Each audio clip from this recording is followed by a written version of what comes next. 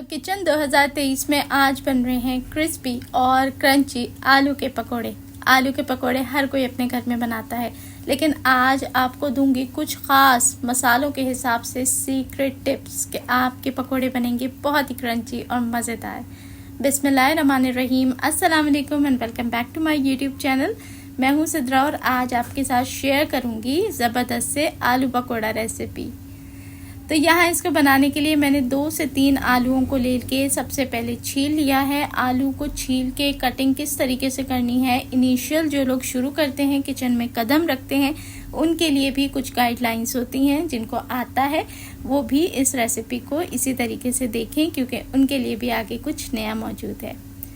तो यहाँ देखें, आलू को सबसे पहले आपने छील लेना है और अब मैं इसको कट करूँगी डायरेक्ट पानी के अंदर। पहले इसे अच्छे से वॉश कर लें और कटिंग आपने इस तरीके से करनी है कि बहुत ज़्यादा मोटी नहीं और बहुत बारीक भी नहीं। अगर आप इसकी बहुत मोटी कटिंग करेंगे तो पकौड़ों को गलने में मसला होता है, और बहुत बारीक कर लेंगे तो बहुत ही कड़क किस्म के पकोड़े बनेंगे जो खाने में बहुत खस्ता नहीं होंगे। पकोड़े थोड़े फूले फूले और अंदर से सॉफ्ट ही अच्छे लगते हैं। तो इस तरीके से बस मीडियम साइज़ में आपने कटिंग कर लेनी है और बाकी सारे आलूओं को भी पानी में डिप करके रखूँगी ताकि इसका कलर ना ख़राब हो, क्योंकि आलूओं का बहुत जल्दी कलर ख़राब हो जाता है।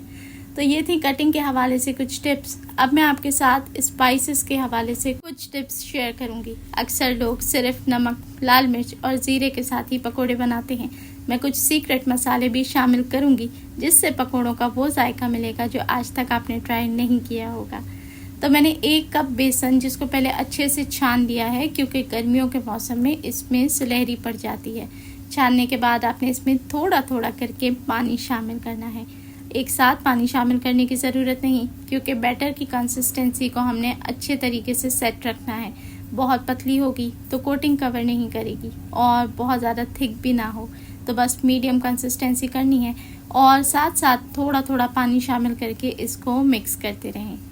और मिक्सिंग हमने इस तरीके से करनी है कि इसके अंदर कोई लंप मौजूद नहीं होना चाहिए। एकदम बिल्कुल फाइन और बिल्कुल चिकना सा मिक्सचर बन के तैयार हो जाए।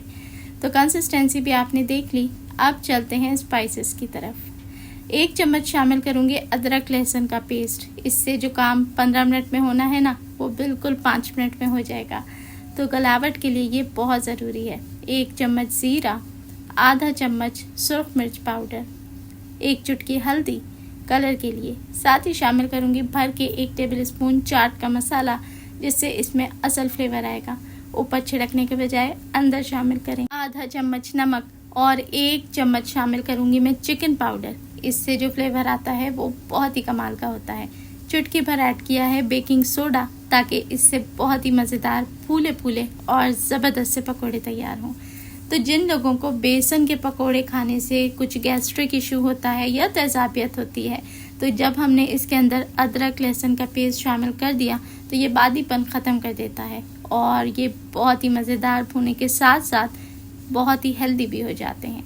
अच्छे से सब चीज़ों के साथ मिक्स कर लें और अब बारीक काट के इसमें फ्रेश हरा धनिया शामिल कर दें। हरा धनिया ऐड करने से इसमें जायके के साथ साथ खुशबू भी आ जाती है।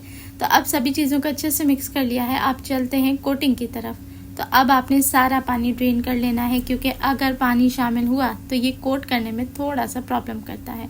तो आलू में से सारा पानी ड्रेन कर दें और यहाँ देखें माशाल्लाह अल्हम्दुलिल्लाह, ये दोनों साइड से मैं आपको दिखाऊंगी कोटिंग कितनी अच्छी हुई है और इसके ऊपर स्टिक भी है। बस ऐसी ही कोटिंग करनी है, जो कितनी देर ही आप हटा के रखें, उतरे नहीं। अब तेल को पहले अच्छे से गर्म करें और गर्मा गर्म तेल के अंदर ही आपने इसको फ्राई करना है। आप देखेंगे कि ये थोड़े थोड़े फूलना भी शुरू हो जाएंगे और जैसे ही एक तरफ से लाल हो जाए और क्रिस्पी हो जाए, आपने इसकी साइड को चेंज कर देना है। बस अलट पलट के इसको इतना फ्राई करना है कि दोनों साइड से ये क्रिस्पी और गोल्डन खूबसूरत से कलर के फ्राई हो जाए। तो बस आपने इसको तेल से सेपरेट कर लेना है। तो आपने देखा कितना झटपट सा काम है। सिर्फ आलू को छीलना है, चंद स्पेशल मसाले मिलाएं और फ़ौरन से फ्राई कर लें। हो गए ना गर्मा गर्म क्रिस्पी पकोड़े, सिर्फ 5 मिनट में तैयार। तो अगली दफ़ा पकोड़े जब भी बनाना हो इस रेसिपी को याद रखें और ज़रूर फॉलो करके एक बार इस रेसिपी से पकोड़े बनाएं। इंशाल्लाह नेक्स्ट टाइम आप हमेशा इसी रेसिपी को फॉलो करेंगे। रेसिपी अच्छी लगी है तो वीडियो को लाइक शेयर करना बिल्कुल ना भूलें, और जो लोग पहली दफ़ा चैनल पे आए हैं उन सभी से गुजारिश है कि बिना सब्सक्राइब किए आपने चैनल से नहीं जाना। देखने वाले सभी लोगों का बेहद शुक्रिया।